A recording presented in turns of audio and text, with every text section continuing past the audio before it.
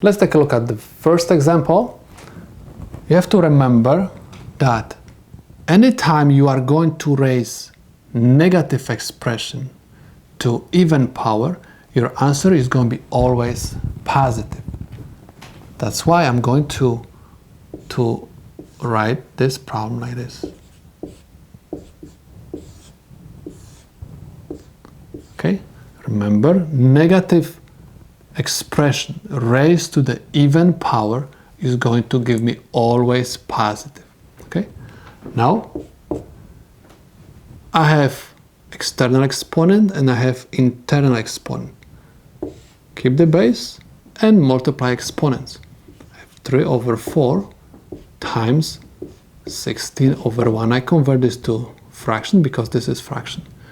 Anytime you multiply fractions, reduce the fractions by reducing any denominator with any numerator. I can reduce 4 by 4, and 16 is also divisible by 4.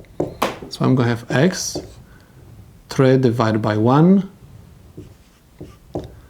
times 16 divided by 4 is 4 over 1. X 3 times 4 is 12 over 1, which is x to the 12. This is the solution to this problem. Let's take a look at this example. Remember, anytime we do not see any exponent next to the variable or the number, there is always invisible 1. What you have to do? You have to multiply external exponent by every single internal exponent. That's why I'm going to have x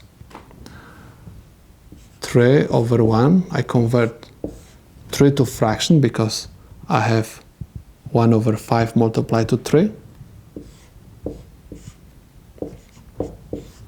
And I have y, I can say 1 over 1 times 1 over 5.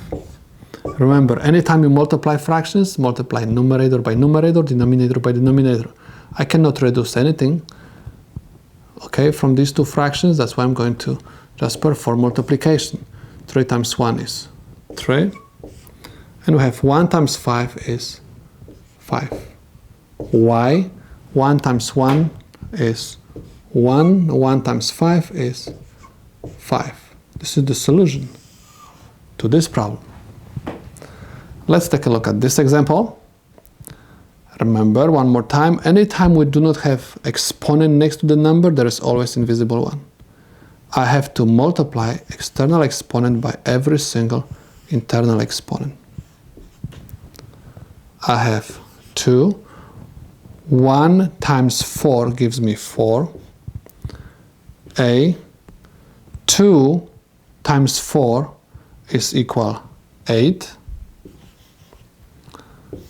B. 4 times 1/2 is equal 2. 2 to the 4th power is equal 16. A to 8, B to 2nd. This is the solution to this problem.